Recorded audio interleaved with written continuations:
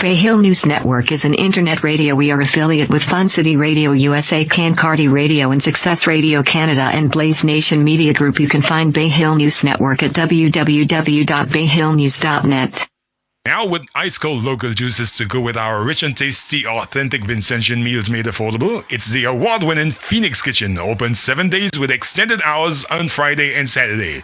Juices included Marby, lemon lime, passion fruit, bell apple, golden apple, cherry, mango, Marby, linseed, carrot, beetroot, fruit punch, and sea moss. For further information, call 455-1280. That's right, a bigger meal awaits you now with fresh, cold local juices. Phoenix Kitchen. Let the phoenix arise in you.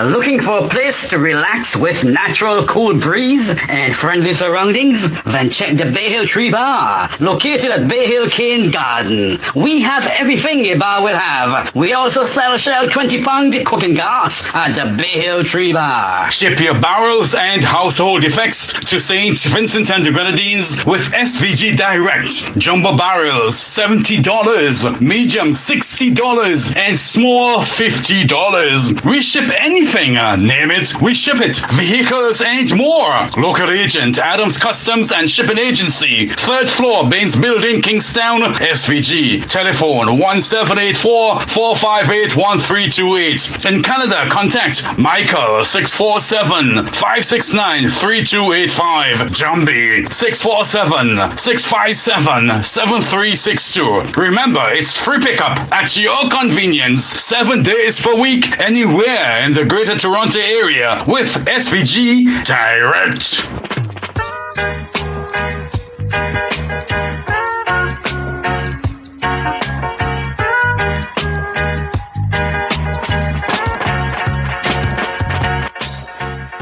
Nice Radio Callaloo presents Just Another Look.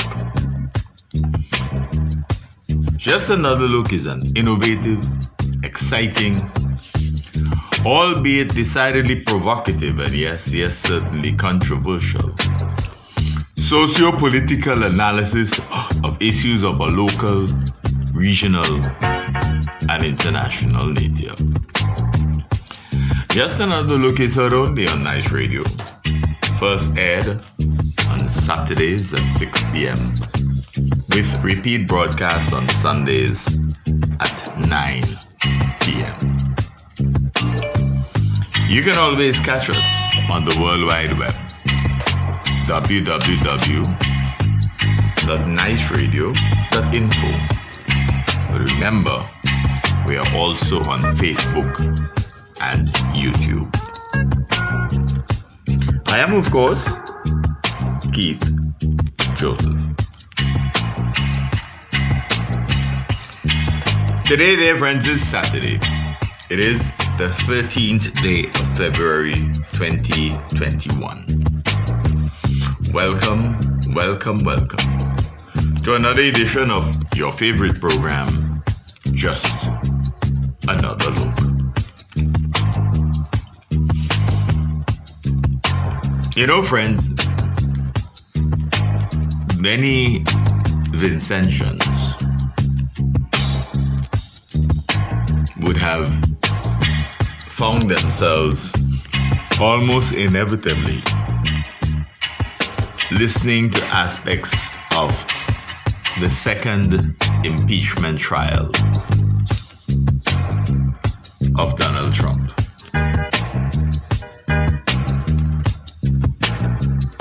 Donald Trump is the first president of the United States to be impeached twice.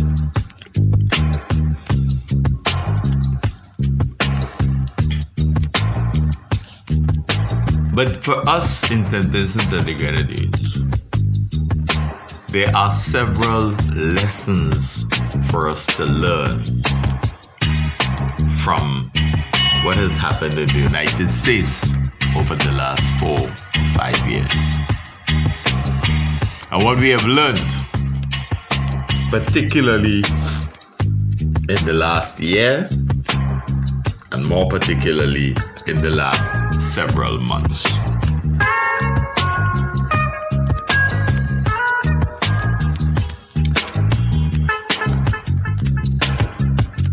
We wish to begin by seeking again to call upon you, dear listeners, to apply your critical thinking skills in our analysis today. To apply your critical thinking skills in just about everything you do every day of your life. We must all think critically. For we live in a St. Vincent and the Grenadines today where it appears more than anything else that the ruling administration seems to think that the majority of Vincentians are unable to apply their critical thinking skills. They're unable to think for themselves. And we know that that is a fallacy. But it is important for us to show the ruling regime, and certainly the minority leader, Ralph Gonsalves, that we are capable of applying our critical thinking skills, that we can make reasonable analyses and not allow him to presume to know he alone what he thinks may be best for us. That we are capable of making decisions relative to our own well-being.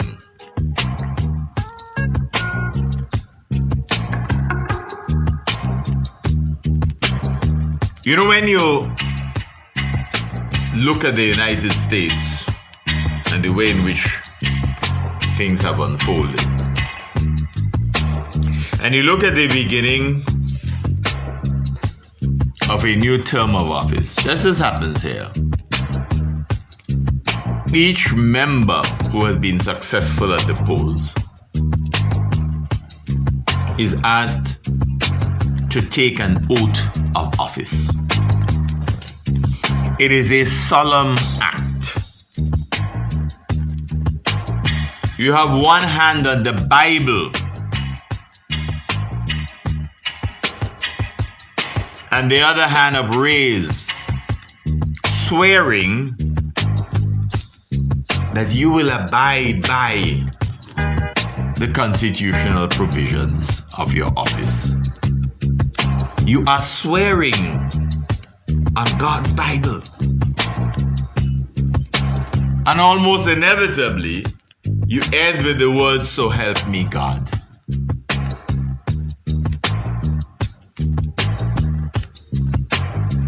That you believe, that you're swearing, that you're committing yourself, as long as you remain a representative, an elected representative, holding office, that you will abide by the fundamental principles attendant to that office. And you're calling on God to oversee your commitment. And you know, you watch in the United States, in the first impeachment trials, how many of the people who would be the jurors, the members of the Senate, were able to declare, even before the trial started, even before information was presented, their stance on how they would vote. Before, you know, part of their oath, of the requirements of their office, is that in such circumstances, they make appropriate judgment based on facts. But before they hear the case, they were able to announce how they would be voting. And in the current second impeachment, some didn't even think it necessary to stay and hear the evidence. They know it all. They're already committed to how they will vote even before the case has been made. Can you imagine that is how justice is being administered? Just think of it. That before the evidence is presented, some members, Republicans, have decided to meet with the team defending Donald Trump. How then do they sit in judgment? How then do they do that? And so we are reminded that they took an oath of office, generally, once they were elected. But they took another oath prior to the start of the impeachment trial. In the end, the oath is meaningless. Meaningless. And so we come to St. Vincent and the Grenadines. And you watched the members of parliament take their oaths of office. And when you listen to their behavior in parliament, when you listen to their behavior more generally, one wonders whether they remembered that they ever took an oath of office.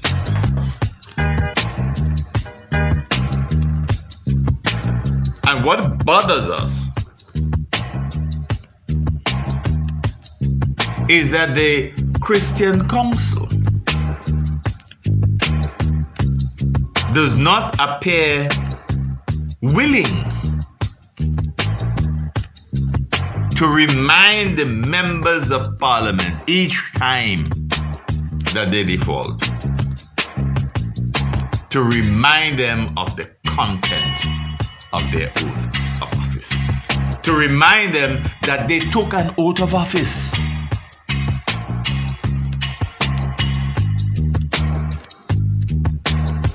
And we wonder sometimes when we listen to the members of parliament and ministers of government and some of our senators, whether they have families, whether they have children, and whether they discuss as a family the very behaviors that they display as elected representatives of the people of St. Vincent and the Grenadines.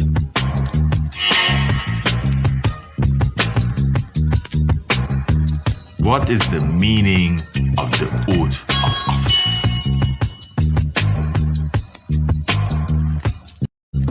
Have we, as Vincentians, ever actually listened to the content of the oath of office? It's a very potent document. It is a solemn document.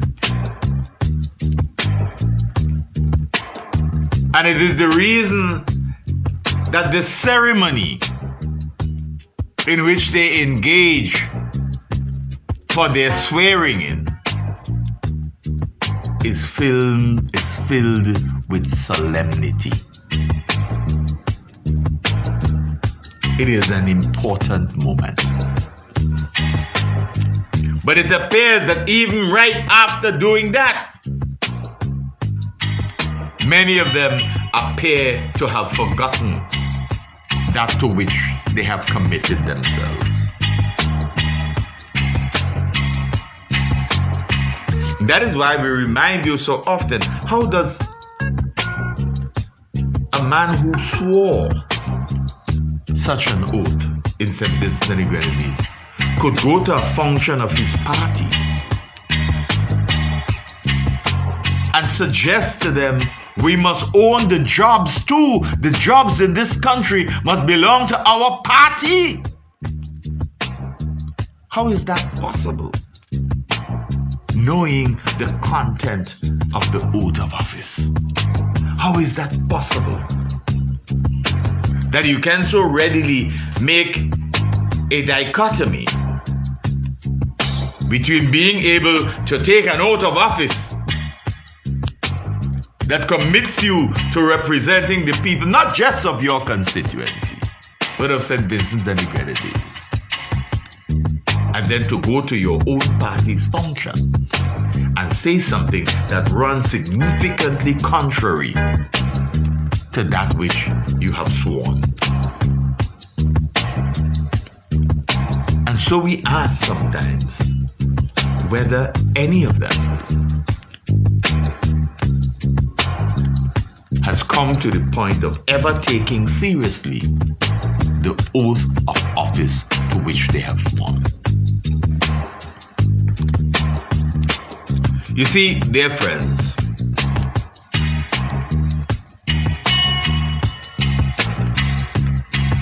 we are bothered at the fact that it seems almost impossible for us to agree that many of our Vincentians who have been elected to sit in Parliament, whether any of them really reflects on the oath of office when they are sitting in those hallowed halls. In fact, one wonders if they even see the halls as hallowed anymore, or if they just see it as an alternative to a rum shop. Because as you have heard, when some people ready, the Speaker of the House is completely ignored. Completely ignored. And you wonder if having placed their hands on the Bible at the swearing in meant anything at all. If the word "so help me God" meant anything to them at all. Or if, as far as they were concerned, it is just another feature of the territory of being a member of Parliament.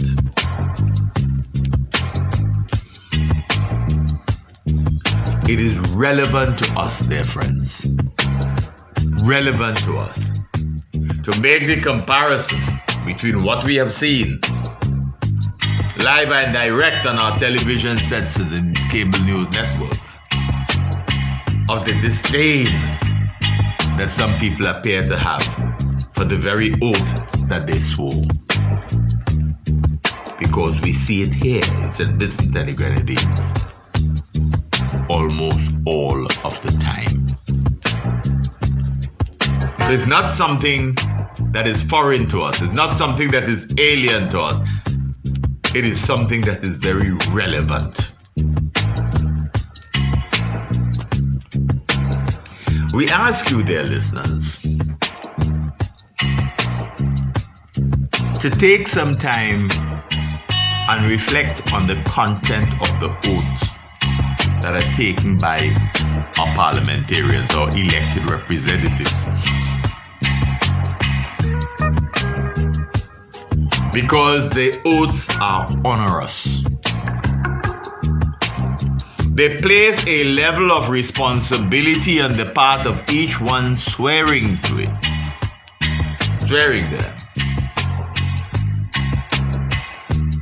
That they will commit themselves to conducting themselves in the best interest of St. Vincent and the Grenadines. They've called God as their witness. But But when the parliament is in session, it appears that many members may well not have taken the aforementioned oaths, the way they behave, the way they conduct themselves. Because they believe that they can from time to time break all of the rules, all of the norms of conduct in the parliament. Because they do it elsewhere. And while we are anxious to cherish our independence and to boast that we are an independent nation, we simply fall in line. It's all right, man. They do that everywhere. That's how they behave everywhere. So we do it too. And you wonder what kind of example is being set for future generations. No wonder that even our latest cadre of parliamentarians find themselves with no good example to follow necessarily. Because what they see before them is remarkable. Remarkable. People remember Vincent Beach.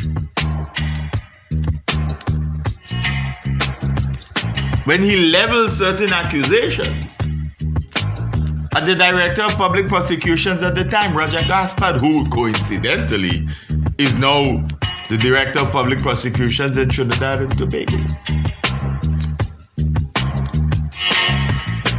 And that was in relation to the eventual charges that were laid, the case that was made against the then Commissioner of Prisons, Superintendent of Prisons. And Beach made it known that he could say it anywhere he felt like. He was really thinking, almost literally, of accusing the Director of Public Prosecutions at the time of possibly undermining the government.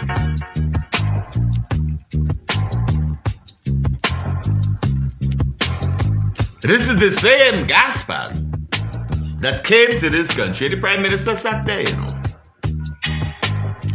The minority leader now, as Prime Minister, sat there. That time he was a majority leader.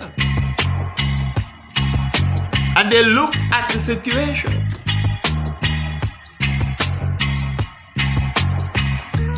You could say this and you could say that and you could say the other.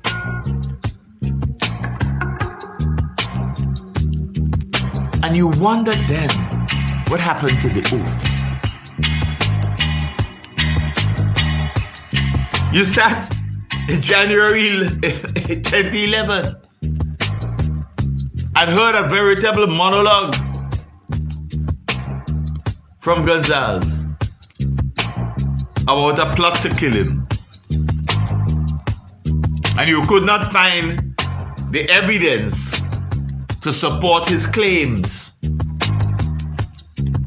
And he, a lawyer of several years standing.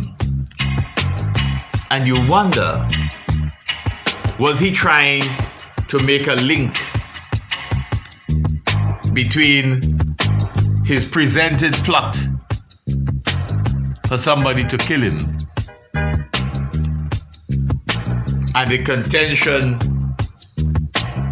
of the NDP versus ULP at the elections that occurred just a month or so before? And you ask again, did he remember his oath? How often, dear friends, how often in Vincentian parliamentary history has a member on the government side readily acknowledged the contributions of any member on the opposition side, such that he or she would recommend an application, a serious consideration being given to the ideas that are proffered. How often have you heard that? That's a rarity. You may not be able to find any instance. And you remember several occasions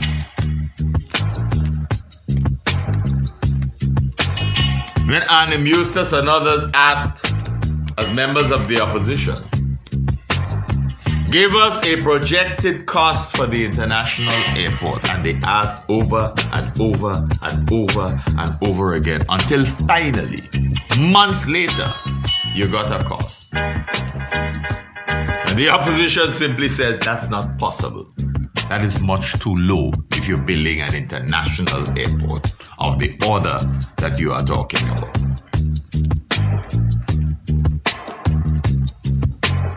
And you wondered at the time that they gave the relatively low figure, what happened to their oath? And then for the next several years, 9 or so, we kept seeing the figures grow almost exponentially. But each time they came to the parliament for approval of some additional funding, and the opposition merely asked for an explanation, because at what point are we to have an understanding that you had a plan? Because normally there's a plan and there's a budget that goes with the plan. But you recall that we said in our previous edition of Just Another Look, a comment made about, you see how we do things, we take a little from here and put it over there. We take a little bit from... That is not a plan. That is playing hopscotch. That is playing hopscotch with the national economy. And that is what we have gotten since 2001.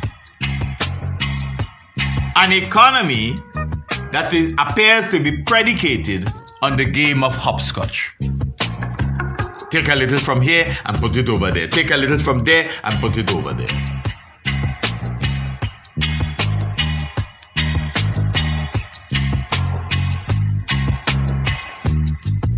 So that when, for example, at the very beginning of the term of office, a minister of government simply bypassed the tenders board,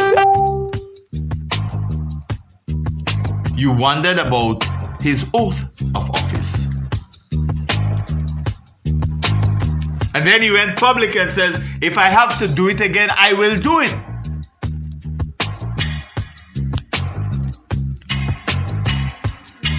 A commitment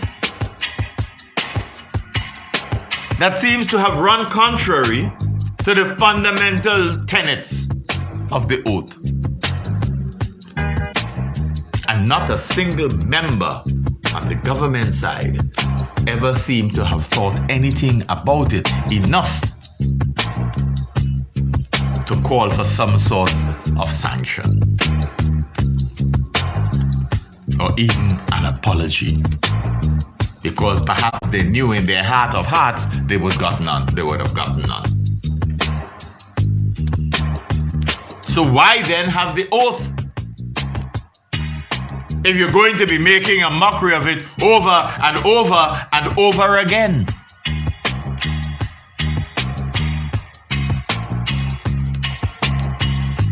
Since the airport has been opened, the government, even before it is open, the government has been trying to get, the opposition has been trying to get in parliament, the legislative arm of government, trying to get the government to present the financials. Tell us about that airport. How much money was collected from what sources? How were the monies spent? Basic. Now, they're asking the minority leader, could you and your government make available to the nation, not to us, to the nation, an audit of the finances relating to the Argyle International Airport. Could we get that?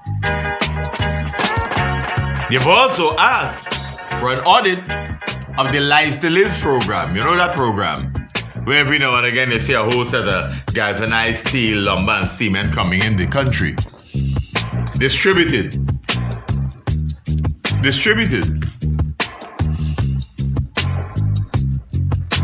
They're saying, well, give us some accountability.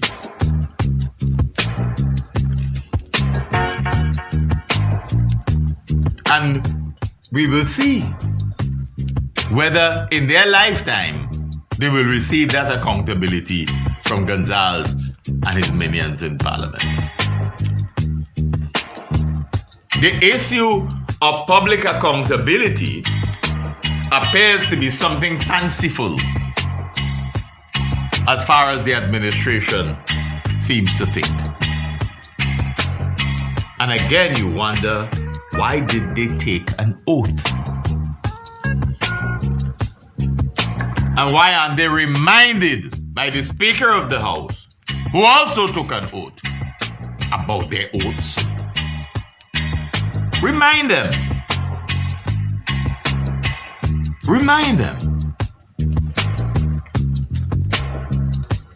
You see, there is a sense in which our understanding of the legislature, the Parliament in St. Vincent and the Grenadines, as it is written in our Constitution, it is an arm of government. The governmental structure is the executive, the cabinet of ministers. The Parliament, which is all of the elected representatives and the senators appointed, and the legislature, and the legal section, Justice Department, okay, the judiciary. Those are the three arms of government. But you wouldn't believe that when you hear the conduct of the members of government in Parliament. It is their house, apparently. And you heard Friday telling the minority leader that this is not your house, this is the people's house.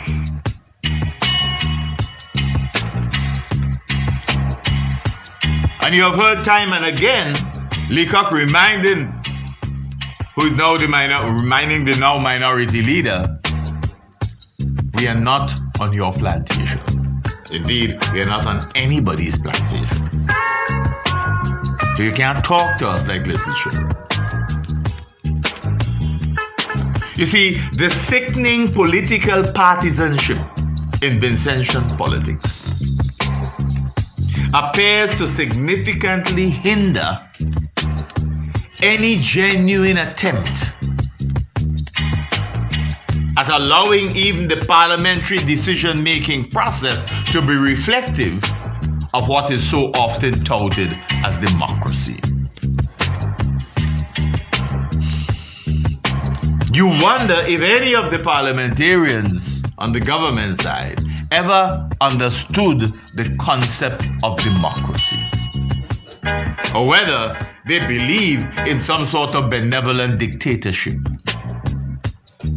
Because they sit there and glibly laugh and smile and giggle. You remember we used to ask if Dr. Slater's name was wrong, if Dougie Slater's name was really Dr. Giggles. Because he was almost always giggling at everything because everything seemed so funny, so comical.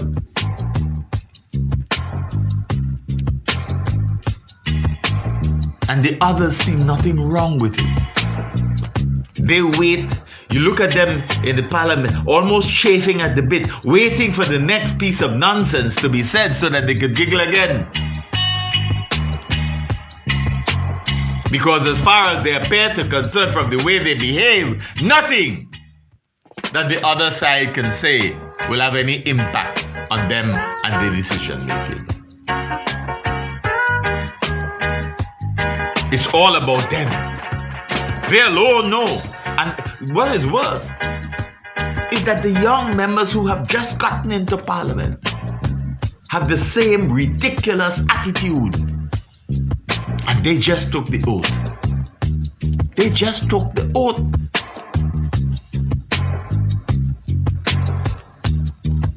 There's a sickening political partisanship evident in the Parliament amongst those who have taken the oath of office.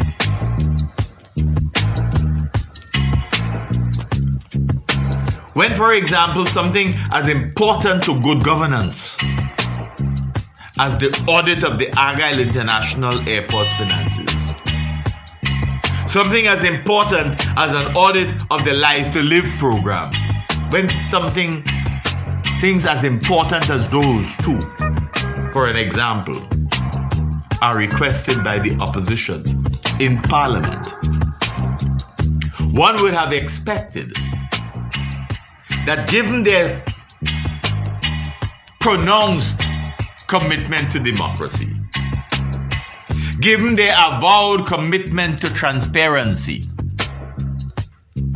given their avowed commitment to accountability, that they would all have been anxious to readily say, yes, man, immediately, because this is one of the fundamental principles of democracy.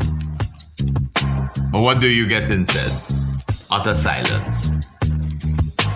From the new to the old members of the government side in the House, silence. There's no commitment to giving the information. It's not just the opposition that want it. It is the people of St. Vincent and the Grenadines. Because whether or not taxpayers' monies have been invested in those projects, whether or not, the fact of the matter is that they are projects undertaken under the watch of the government, and consequently, the people's business. The people's business. But they don't seem to think that the people's business requires that level of scrutiny. They want to scrutinize your business. They want to scrutinize everybody else's business. But the business of the people of the country, they're not anxious to bring under scrutiny.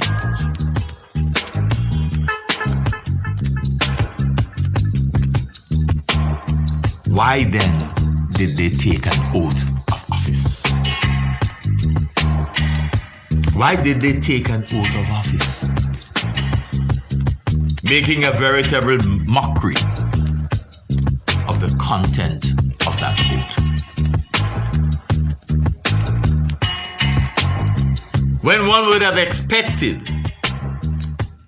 that parliamentarians would have gravitated readily to say, yes, we will do the requisite audits. Not so. Not here. Not now. And so we ask their friends, their listeners, does the issue of good governance,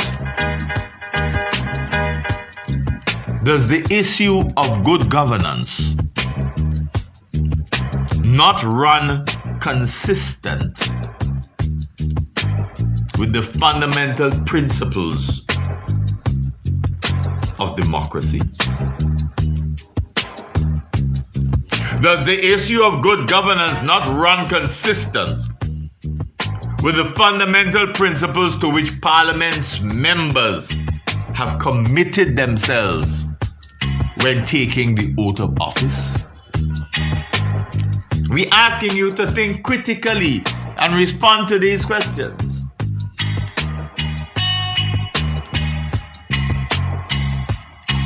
If good governance encapsulates in principle fair play, transparency, accountability, why then did not a single member of the government side in Parliament have, the old people say, the gall. Some may talk about the testicular fortitude to declare his or her agreement with what was requested by the opposition. Not one of them. And they go around the country speaking on one forum after another as a minister of government or as a senator of government. And all the school children are really asking, do you remember your oath? Do you remember your commitment to truth? Do you remember your commitment to honesty, transparency, integrity, accountability? Do you remember any of those things? That's all the school children are asking. You are supposed to be examples for us. Good examples. And that's not what we are getting. You had a young Minister of Education in 2020 telling the nation that the schools were ready for opening. And when one man, Travis, at the head of the Teachers Union, Roberts, went around the country and then took to the media and informed the media, look graphically, on video, look at the state of these institutions. Do they appear ready to you?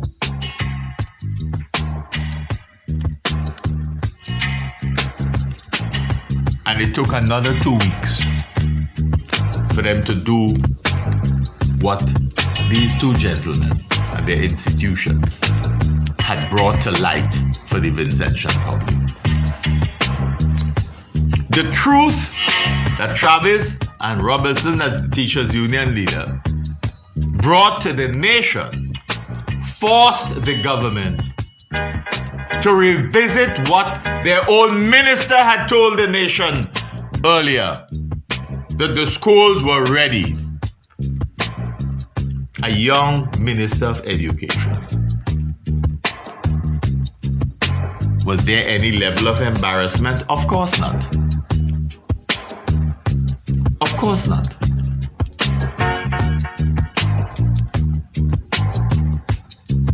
And we were given the impression that the tablets that were handed out in the latter part of 2020, that they were being acquired and distributed among the nation's school children because it is so critical to their learning experience.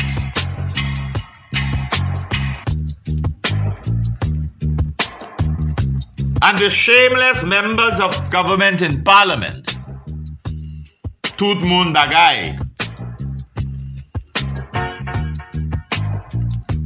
did not say to the nation, we are not in a position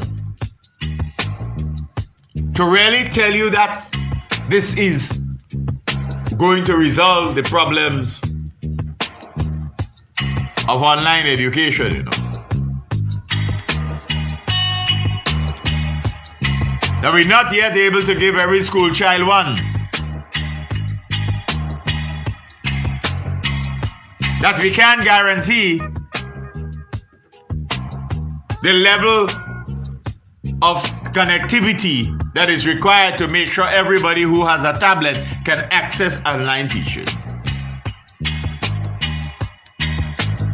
They weren't honest enough to tell you that all of our teachers are not yet ready for that level of education, the online system. They told you after the fact that they were getting things in place. But you ask yourselves, did they remember the oath that they took?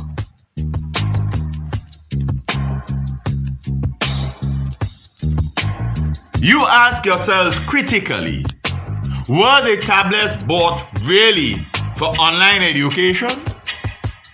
to facilitate children's education, or were they bought as a pre-election gift for vote gathering? You ask yourself that question, because you know the answer. You know the answer. Because the mere provision of tablets does not in and of itself facilitate online education. You have to have the necessary infrastructure built around it. It has to fit into the broader infrastructural development strategy for education. But we are so anxious, repeating the garbage, the political garbage of some nondescript education revolution, something that has never existed really in this country.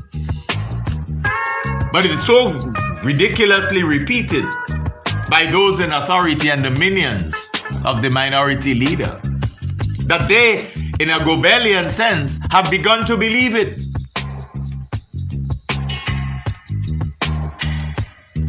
So they repeat this garbage, believing that there has been some sort of revolution, and then everything that happens, they add to it. So now the provision of tablets is part of the education revolution. How many children since January have been able to have consistent connectivity? Don't tell us the arrangement you make with a communication provider. Tell us the statistics. You see, we have to be careful, you know. And thank God, an increasing number of Vincentians are thinking critically. Because Vincentians rejected out of hand the minority leader and his government's response to the issue of whether or not we had cluster or community spread. The Vincentian masses knew they were community spread long before the government appeared willing to admit it.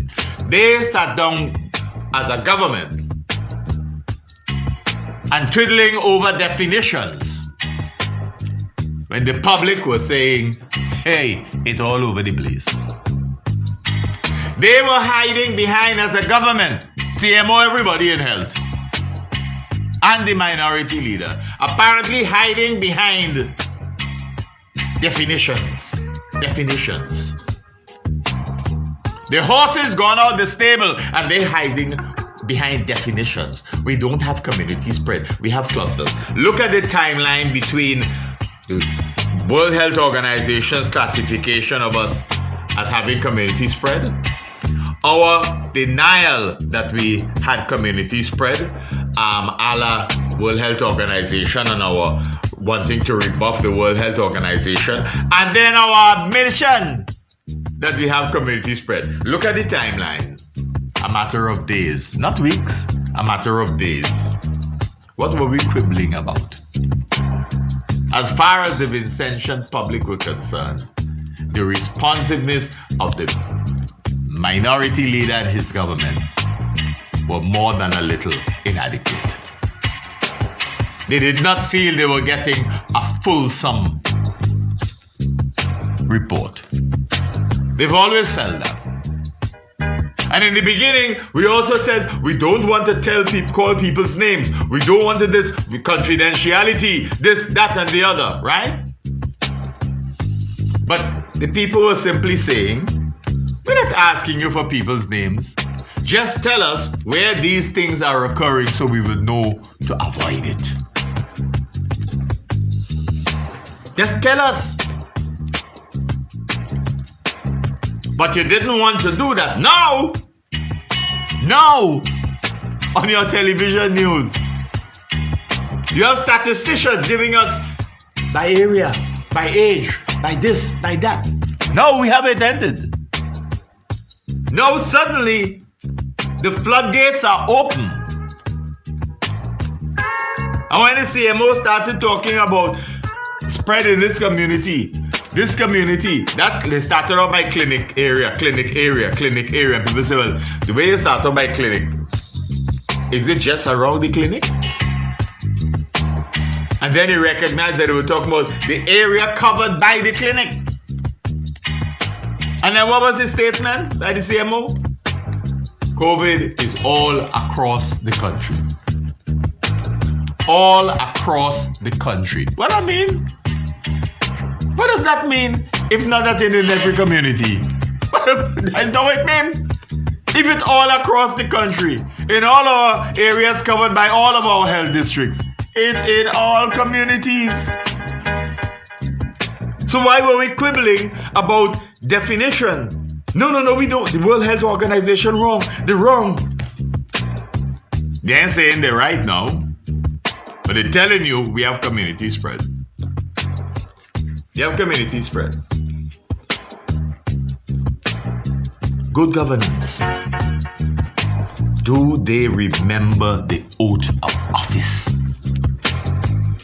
Do they remember that they took an oath of office?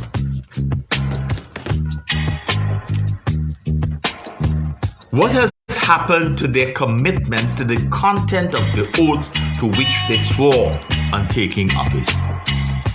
Those people will say, that's a very good question. The reality, dear friends, the reality is that the conduct of government parliamentarians appears to be such that one can only conclude that contrary to what IPA put in song, the reality on the ground is party before country. IPA called on us as a nation to put the country before the party. But we've heard the party saying time and time again, own just about everything. Own the jobs too.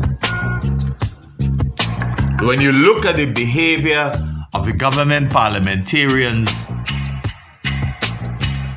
not only have you to question whether they remember the content of their oath and its intent, but whether they have an understanding of their responsibility as parliamentarians to the country. To the country.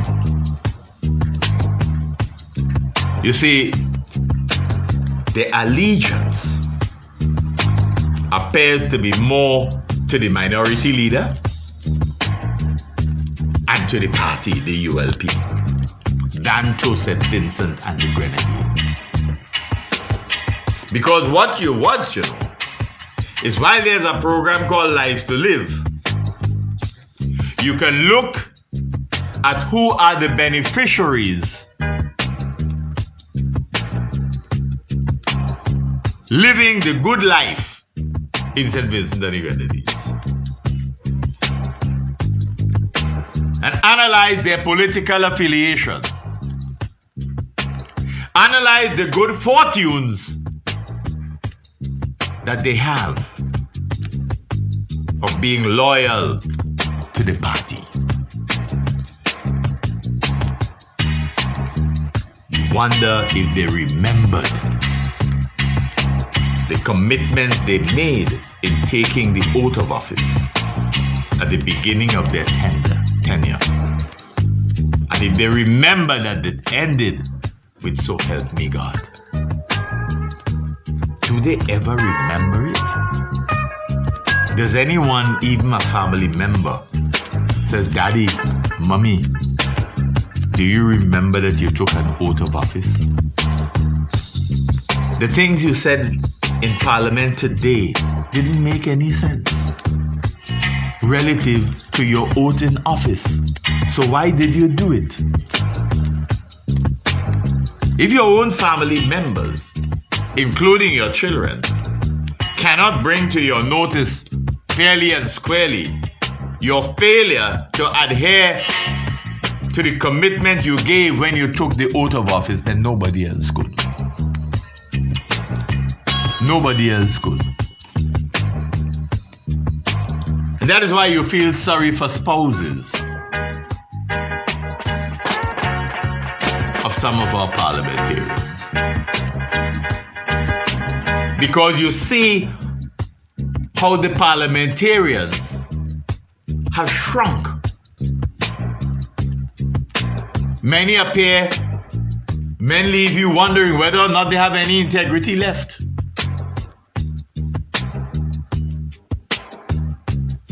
When you listen to some of the things they say, you wonder, how do they face their own children?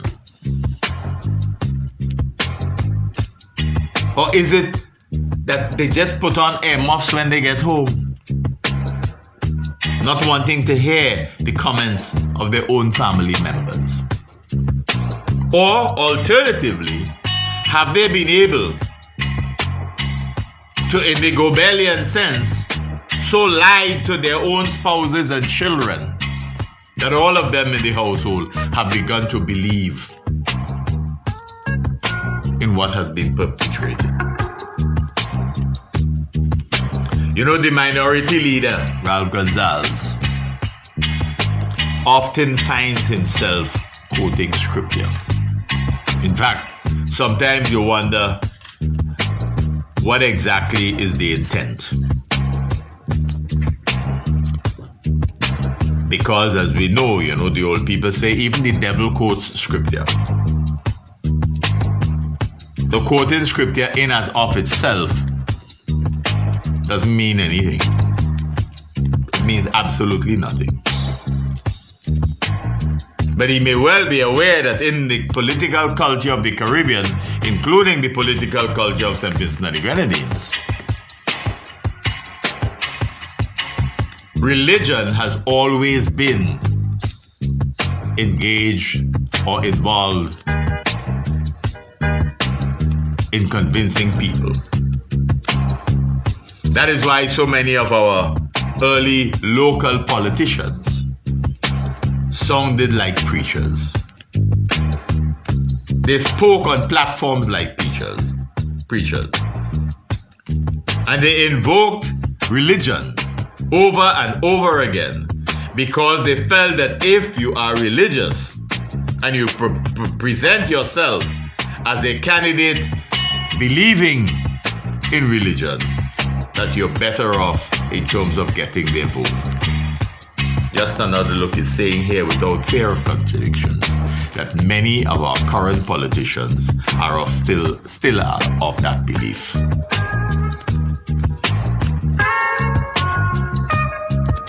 And there may also well be a feeling that for all the talk about education and education revolution, many of our politicians may be hopeful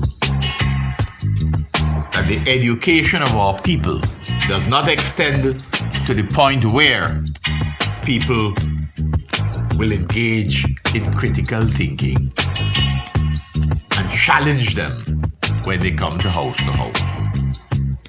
Challenge them. Why I didn't see you for the last 5 years? What are you doing here? What are you coming to promise me this time?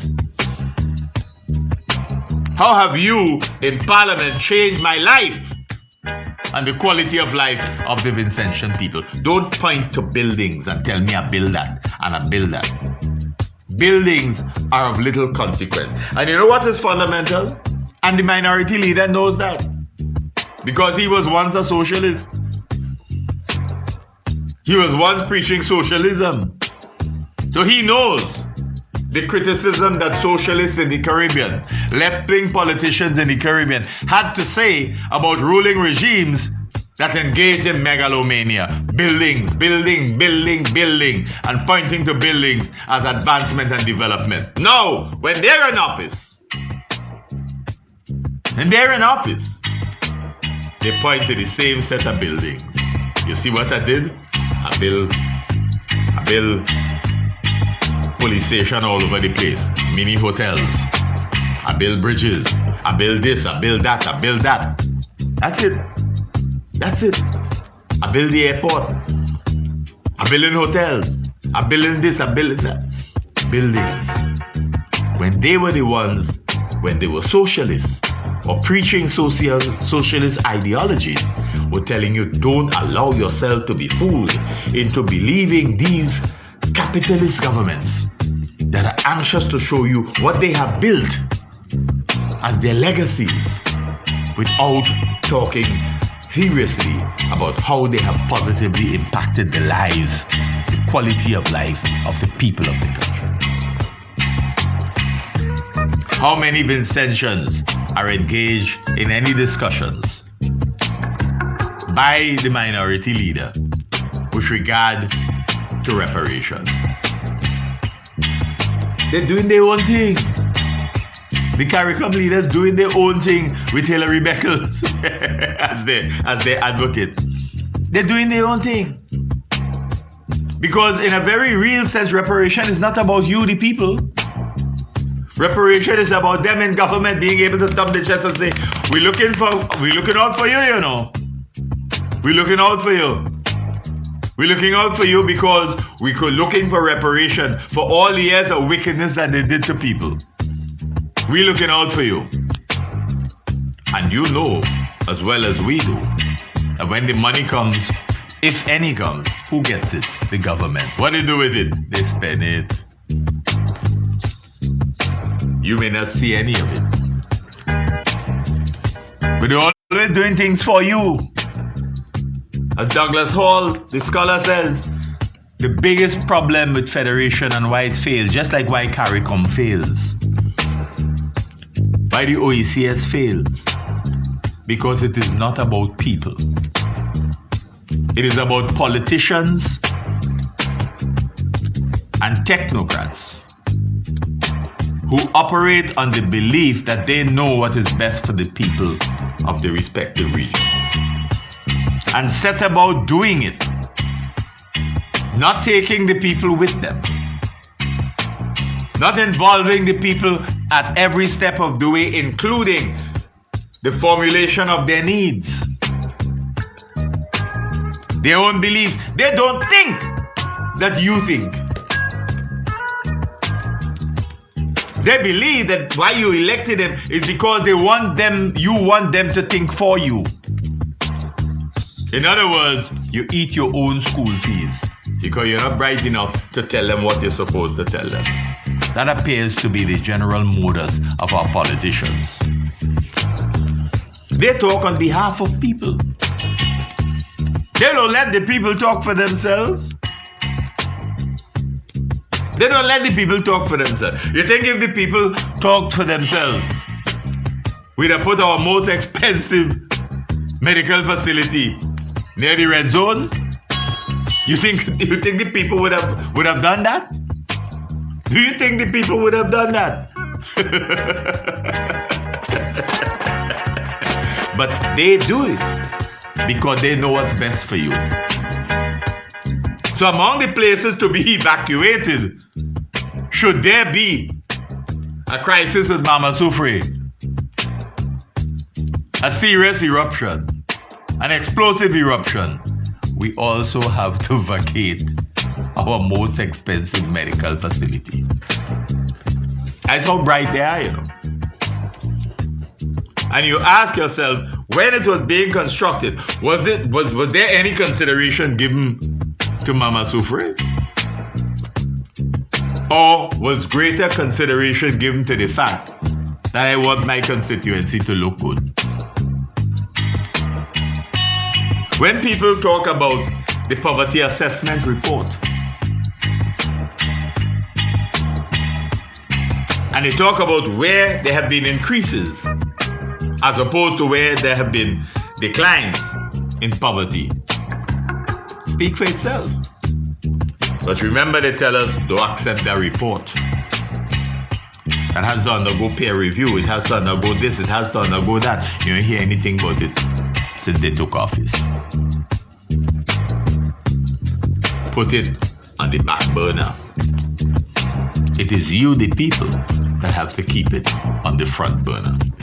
You, the people, that have to remind them time and time and time and time again, hello, that is not how school keeping, bro. That is not how school keeping. And we need to do better than that. We demand better of you. You see, one is uncertain as to the minority leader's objective of quoting scripture so frequently. But from time to time, we may remember that he was the one who told us of the drop of blood on a Bible that he was reading. What was the significance of that? What was the significance of that? Or what was he hoping that going to his bishop would have led to?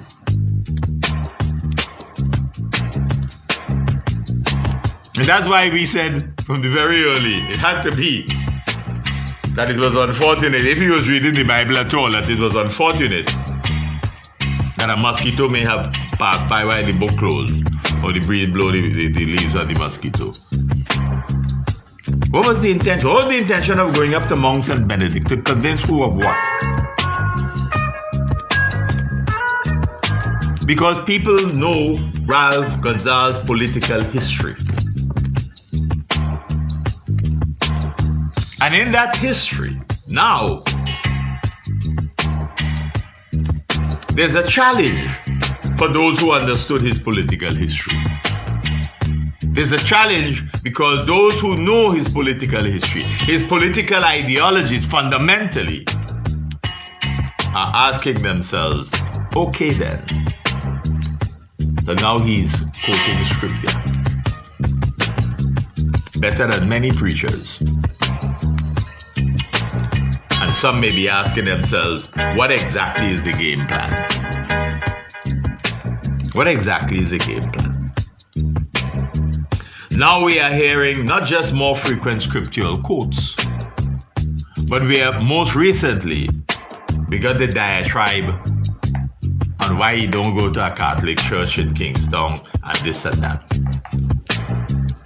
You see, dear listeners, we ask you to apply your critical thinking skills and not allow others to think for you. You know Gonsalves' political history. And you understood when he changed and when going to church became a part of his political history. And you understood the political history where there was little or no reference to God, let alone quote scripture, to where we are today. The whole business of the Mount St. Benedict foray, etc., and then writing a book, etc., about it, which people don't read anyway, has caused people who knew him and still know him and know his politics to raise many questions, the likes of which we will not discuss here. But one wonders whether there's an attempt to make people believe that there has been some sort of Saul to Paul conversion. But many people have their challenges. But now, there's the issue of the Catholic Church. The Catholic Church in Kingston. And the politics of the institution. But one wonders, where did that come from? And how did that suddenly appear? Are we now in a situation where the minority leader may well be thinking that he can create a divide, a political divide among the religions in the country? Is it an attempt to create division within the religious fraternity of St. Vincent and the Grenadines and perhaps even the Christian Council? Is there a suggestion that you're better off with the evangelicals rather than with the established religions? Is there an attempt here to pit the religious organizations against each other? And does that have anything to do with an analysis of the statistics relative to how the population is divided along religious lines, and that the established churches may well be losing clientele while the evangelicals may be increasing. Is there some of that? Is there some of that? Because you may recall that on Just Another Look, we raised the issue of Pierre Campbell and his insistence at the time that he goes to Barbados to be baptized at a time when the airport here was supposed to be closed. You remember that article in the newspaper that raised questions as to how was the airport opened that allowed a flight to take Panel Campbell to Barbados to be baptized after coming off the morning ground when the airport was supposed to be closed. Yeah? And we also raised the question of Pierre Campbell and his frequent visits to just about every church when he was Minister of Ecclesiastical Affairs. And we asked, what was it about? Was it pure politics? Or was it a linkage to the understanding of the role that religion has always played in the political culture of the Caribbean and in particular of St. Vincent and the Grenadines? That's the critical thinking that we're asking you to do. Do not let our leaders just be willing to come and tell you A, B, C, and you must believe it. You must think for yourself. You must understand their political history and understand why it is certain things are being said and done at particular times. So is there something coming now with this latest issue of why the minority leader doesn't go to the Catholic Church in Kingstown? Why he appears to be suggesting some sort of linkage with the opposition party. And one wonders, you know, we are told in religion not to challenge people's faith, not to judge others. But you listeners, apply your critical thinking skills and arrive at your own conclusion. You see, the very Bible that the minority leader loves to quote so frequently speaks about what comes out of a man. Speaks about what comes out of a man. It is not what goes into a man that makes him out unclean. It is what comes out of the man that renders him clean or unclean. The listening Vincentian public can therefore arrive at their own conclusions. In the previous edition of Just Another Look, dear friends, we played parts of recordings of the minority leader's performance in Parliament on two separate occasions during the debate on the estimates. You heard them. Having listened to the recordings, we are asking you, dear listeners, the Vincentian populace, to judge what you can make of Gonzalez and his approach to democracy, to governance, and to the oath to which he swore when taking office. You make that judgment call. From our vantage point, we believe that it appears from the conduct we have of parliamentarians, particularly those on the government side, the oath of office appears meaningless. The government parliamentarians simply come across as if they are more fearful of the minority leader than of the populace. They often come across as if they are more fearful of the minority leader, Ralph Gonzalez, than they are perhaps even of God. That's how they come across. The oath of office appears meaningless. One minister of education after another have been repeated the same political garbage about some sort of education revolution. Yet not one of them has ever been able to date to clearly define what exactly is that so-called education revolution. And we ask the question, how can the new Minister of Education even remotely dare to suggest that things are under control with regard to our education of our children in the face of the trilogy threats of the pandemic, dengue, and Mama Sufre? How can he? There are still students awaiting the provision of tablets. There are still students who have immense difficulties accessing the internet. There are numerous parents who are at their wits' end trying to put themselves in a position to accommodate the changing realities that can allow them to help their children with their work. There are teachers who are not yet proficient in the use of online education, nor of the system that we have put in place.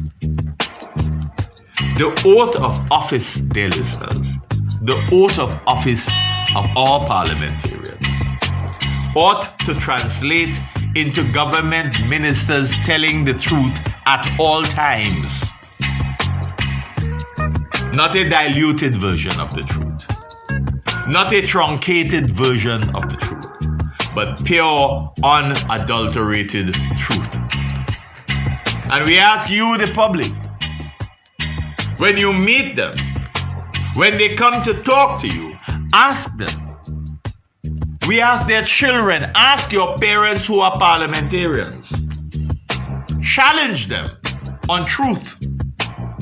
Challenge them when they come home on truth. Challenge them on what they have said in Parliament to the nation as decision makers in our legislature. Challenge them. The education plan, as we have it under this so-called education revolution, leaves children today in the face of the trilogy threats with less contact hours per day, per week, per month, per term. And no one is as yet informing them and or their parents how the deficit in contact hours will be addressed. The current fewer contact hours between teacher and student cannot adequately facilitate the completion of the curricula by teachers in a manner that would leave them satisfied that their charges are being appropriately prepared for their respective subject areas, or are being appropriately prepared for advancement in their educational development. There is a ripple effect on the education of the current crop of students all around St. Vincent and the Grenadines.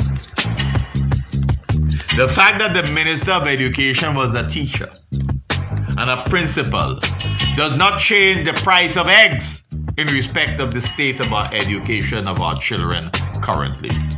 As the old people say, unless and until his administration can get real about addressing the potential consequences, there is nothing he can say that makes sense. Already some countries in the Caribbean are raising concerns about canceling the academic year, leaving the students in online classes but not having them do CPAs and CXCs this year.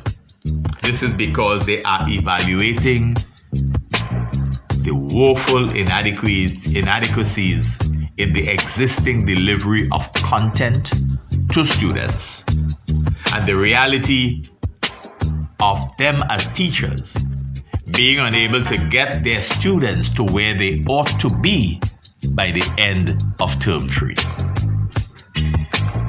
So when the Minister of Education appears to be suggesting that somehow things are in control in the education system here, he may well be deemed to be stretching the truth. And we ask him, do you remember the oath that you took? But he may also be consistent with the minority leaders' apparent belief that they have somehow created an education revolution of sorts in St. Vincent and the Grenadines. Another fallacy. But if we think what has been happening with education is bad, we only have to examine what is happening in health. And one wonders whether or not the current Minister of Health, Jimmy Prince, remembers the oath of office that he took. Jimmy and his entire COVID-19 response team owe the Vincentian public a grand apology for the brouhaha about cluster versus community spread. But you ain't gonna get that. You won't get it. The government and especially the Ministry of Health et al. All need to hang their heads in shame at having to declare community spread in this country so short a time after seeking to refute the World Health Organization, including of our country, under the label of community spread. What Jimmy and the governmental authorities have failed to acknowledge is the fact that Vincentians themselves as a people had long since determined for themselves where exactly this country was in respect of the pandemic. Amazingly, the government was behind. The minority leader, Al Gonzalez, could wait, seemingly convincing himself and his minions that all of his actions from the time we were impacted by the pandemic could somehow be justified as perhaps being in the nation's best interest. Everything he does is perhaps in the nation's best interest, perhaps from his vantage point. The Vincentian government, led by the minority leader, has dropped the ball and now does not even know where to find the ball. So Vincentians have essentially been failed by the government, failed by the system of governance in the face of the trilogy of challenges, the COVID-19 pandemic, dengue, and Mama Sufre. The average Vincentian has subsequently lost confidence in the government, lost confidence in the minority leader, lost confidence in the way in which they are handling the pandemic. They do not appear to believe in anything that emerges from the lead team. And Vincentians may well be pondering whether they have ever really been told the whole truth, the pure, unadulterated truth about the pandemic. Of course, the nation is experiencing significant economic wounds from the impact of the pandemic. However, the experience should have at least nudged the minority leader in the direction of engaging the opposition that has asked, clamored, begged to be part of a meaningful dialogue, genuinely committed to the development of our country in the face of the pandemic, responding to the needs and the fortunes and helping to shape the fortunes of the country.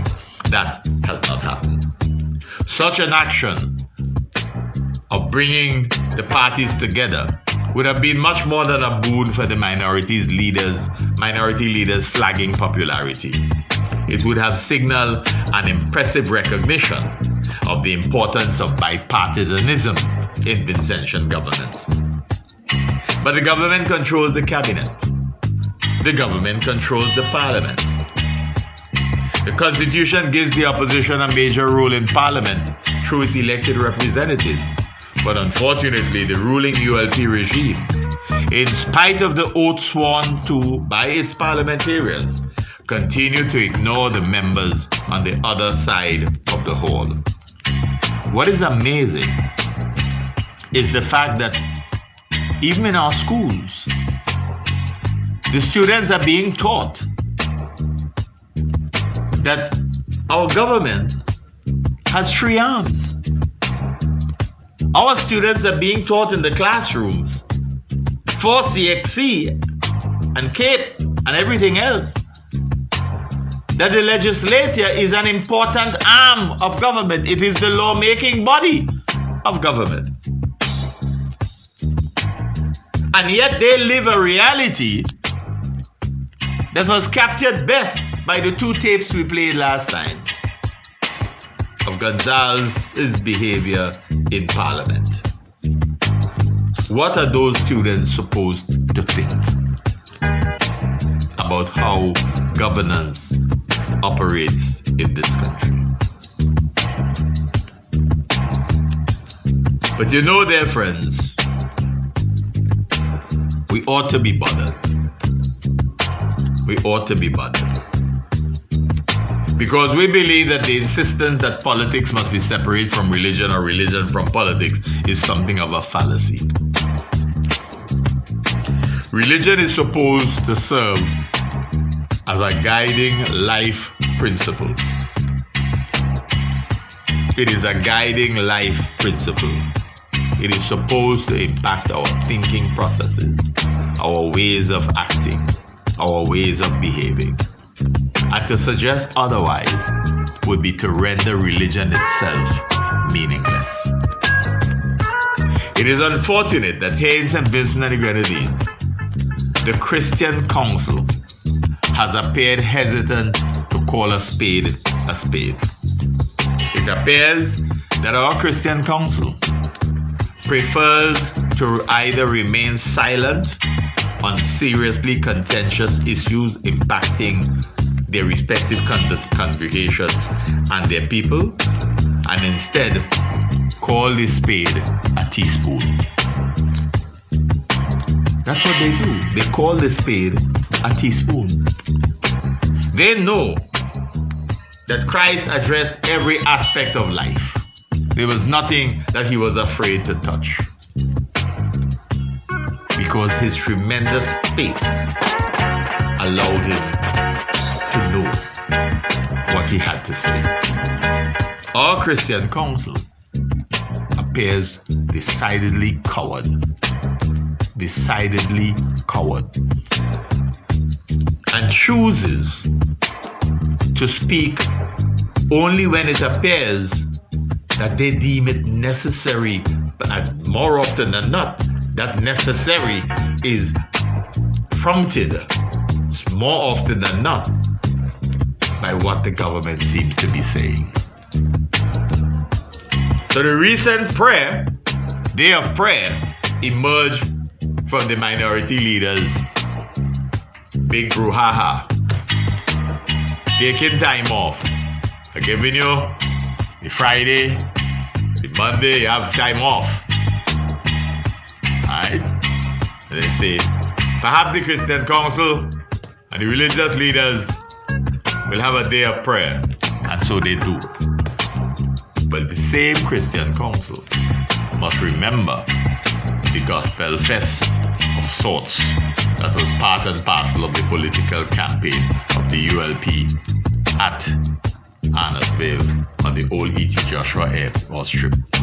The Christian Council, the entire religious fraternity, should recall what happened when the minority leader arrived. The person who was conducting what was part of that gospel presentation was stopped in his tracks because the Prime Minister had arrived. And once the Prime Minister arrived, even if you're paying worship to God, you have to stop because the Prime Minister arrived. The maximum leader has arrived. And whatever else you were doing worship-wise, the Prime Minister had arrived and the Prime Minister was going to speak. So stop everything else. Stop everything else. Because more important than the worship at which you had committed yourself anything, while you thought it was a gospel message thing, the Prime Minister came and he was more important. Apparently at the time, even more important than God. Just think of that. Just think of that. He could tell you, perhaps you should have a day of prayer because of the trilogy of threats that we face, and he give you some time off. But when you go back, just a few months earlier, his party organized what many thought was a gospel, a praising of God. A praising of God and giving thanks to God. And calling on God to direct its people. But it appeared that the electioneering component was far more important. And that the arrival of the Prime Minister was enough to stop the religious ceremony in its tracks. Yeah? Man singing praises to God, you wait, because something bigger is happening. The Prime Minister, Papa, has arrived.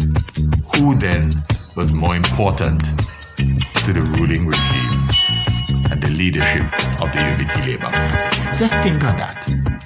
Think on that.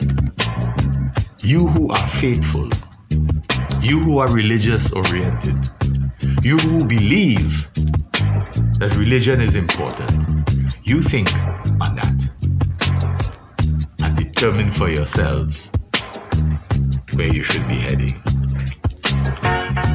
But we seem to underplay the extent to which the actions of the Christian Council appear decidedly political. Political in the sense that politics is about decision making.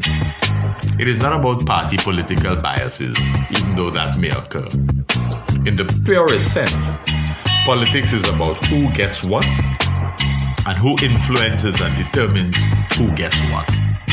In this regard, the actions and mouthings of the Christian Council are always political in nature.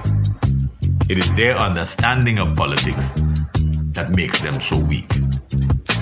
But until such time as the Christian Council comes to a recognition that its mandate is encapsulated in the text read by the boy Jesus in the synagogue, and acts on that understanding, until such time, the Christian Council will remain totally irrelevant to Vincentian society, regardless of who is involved in it and who leads it.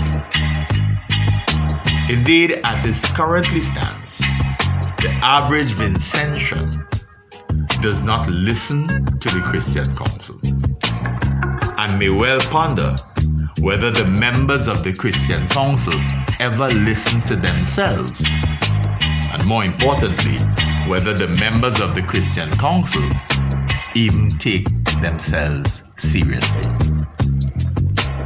So the Christian Council, much like much of this country today, appears afraid of the minority leader, even when he ventures onto their turf, religion. They keep quiet, pull their tail between their legs, and they find themselves in a corner to curl up. There is no real evidence that in all that is happening around us, dear friends, we are paying adequate attention to the broader psychological impact of the combined threats, that trilogy of threats, COVID-19 pandemic, dengue, and Mama Sufre. There is perhaps no evidence that we are in any way focused enough on the impact of the trilogy of threats on people's fundamental religious faith. These are troubling times, even as they are challenging, and frustration must be at an all-time high. Stress levels are high. And even as the authorities claim that there has as yet been no appeal for people in the red zone to leave their homes because of the state of Mama Sufre, they are constantly being made aware that schools are being prepared around the rest of the country where it is considered safe to serve as shelters in the unlikely event of an explosive eruption. Can you imagine the psychological impact that continues to have on people? The most vulnerable would be the most stressed out and the most in need of psychological help. Further, even as Vincentians are being told there's no need to panic over the possibility of an explosive volcanic eruption, they are also being told by the authorities that such an explosion can happen at any time. Have we taken the time to understand the psychological impact of all of this? Have we taken the time to understand the psychological impact on Vincentians confronted with the possibility that one could possibly contract and succumb to dengue fever or fall victim to the COVID-19 pandemic or be subjected to an explosive volcanic eruption? 3 unsavory choices. It remains an unfortunate reality that in the face of the challenging trilogy of threats to life in St. Vincent and the Grenadines today, as we have come to know it and how we've come to live in this country, there is not a coming together of psychologists, psychiatrists, counselors to create a national program that responds to the mental impact on all of us. There is none. There is, of course, an occasional psychologist being presented on the national media, but there is no national program for responding to the mental stress that the current situation is having on Vincentians. We seem to underestimate the average Vincentian's capacity to respond to trauma of the order under which we are currently forced to live. We underestimate it. You hear one minister after another boasting about how resilient we are as a people. That may be so, but it does not prevent people from being stressed out, from being psychologically tortured, harassed. After months of insisting we only have clusters, almost as though people do not live in communities, we are now ashamed to have to admit the almost inevitable truth. Across the world, therapists, the same psychological counselors, are themselves literally stressed out. What is the situation of our therapists in this country?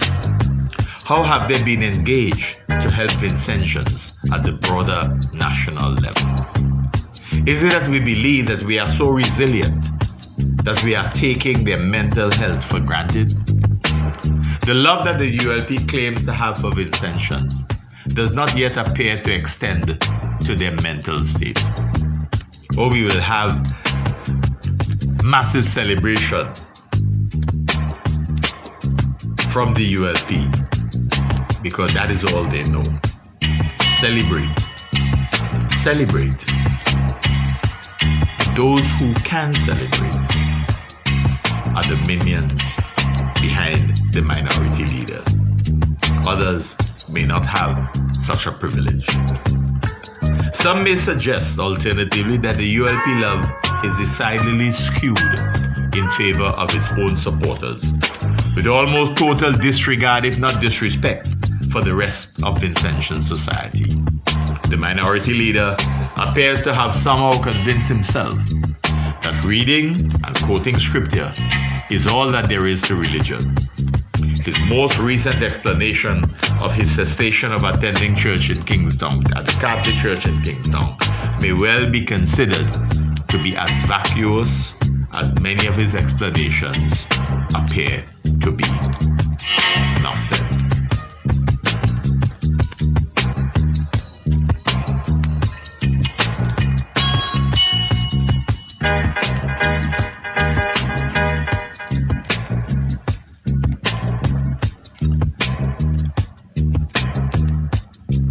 Today, fair friends, as you know, we continue to remind you of the challenges that many have faced in this country, with the disappearance of 2 aircrafts within close proximity of each other. Under 4 years, this country has lost two aircrafts in short order. Remind you of them at each of our presentations because of their importance. Today, the 13th day of February 2021, marks 5,153 days since the disappearance of SVG Air J8 VAX, piloted by Dominic Gonzalez with Rashida Ibrahim on board. Today also marks 3,843 days since the disappearance of SVG Air J8 SXY, piloted by Suresh Thakur. J8 VAX disappeared on Sunday the 19th of November 2006. J8 SXY disappeared on Thursday the 5th of August 2010. J8 VAX was coming from Canouan to St. Vincent when it disappeared. J8 SXY was going from St. Vincent to Canouan when it disappeared. Remind you too that on the 19th of September 2008, Patricia Bowman was crushed to death in her car on her way to work. She didn't get in an accident with another vehicle. She was crushed to death in her car by the collapsing wall of someone's property. To think that it is important for the individual, for her husband, to have to file a case to get justice remains one of the most reprehensible aspects of Vincentian legal jurisprudence. Enough said. You've been listening to another edition of Night Radio's Callaloo presentation, Just Another Look. Just Another Look is an innovative, exciting, albeit decidedly provocative, and yes, certainly controversial, socio-political analysis of issues of a local, regional, and international nature. Just Another Look is heard only on Night Radio. First aired on Saturdays at 6 p.m., with repeat broadcasts on Sundays at 9 p.m. You can catch us on the World Wide Web, www.nightradio.info. Remember, we are also on Facebook and YouTube. I am, of course, Keith Joseph. Ship your barrels and household effects to St. Vincent and the Grenadines with SVG Direct. Jumbo barrels, $70, medium, $60, and small, $50. We ship anything, name it, we ship it. Vehicles and more. Local agent, Adams Customs and Shipping Agency, 3rd floor, Baines Building, Kingstown, SVG. Telephone 1784-458-1328. In Canada, contact Michael 647-569-3285. Jambi 647-657-7362. Remember, it's free pickup at your convenience, 7 days per week, anywhere in the Greater Toronto area with SVG Direct. Great news! Spectra Plus is now rolling out internet and TV services in St. Lucia and St. Vincent and the Grenadines. Yes, better service and better prices from the new and improved Spectra Plus. Spectra Plus TV plans for $59.99 per month, VAT included. Adult TV 3 channels plus $29.99. For more information, call 1784-534-2551 or 1784-532-2501. Fast, reliable broadband and television services for your home or business. Spectra Plus TV, internet, better. Looking for a place to relax with natural cool breeze and friendly surroundings? Then check the Bay Hill Tree Bar, located at Bay Hill Cane Garden. We have everything a bar will have. We also sell 20-pound cooking gas at the Bay Hill Tree Bar. Now with ice cold local juices to go with our rich and tasty authentic Vincentian meals made affordable, it's the award-winning Phoenix Kitchen, open 7 days with extended hours on Friday and Saturday. Juices included Marby, lemon lime, passion fruit, bell apple, golden apple, cherry, mango, Marby, linseed, carrot, beetroot, fruit punch, and sea moss. For further information, call 455-1280. That's right, a bigger meal awaits you now with fresh, cold local local juices. Phoenix Kitchen. Let the phoenix arise in you. Bay Hill News Network is an internet radio. We are affiliate with Fun City Radio USA, Cancardi Radio, and Success Radio Canada and Blaze Nation Media Group. You can find Bay Hill News Network at www.bayhillnews.net. www.bayhillnews.net is the parent body of Bay Hill News Network. We do Facebook Live for church service, funeral service, lecture, sporting activity. For more, contact at bayhillnewsnetwork@gmail.com or call 1784-529-8340.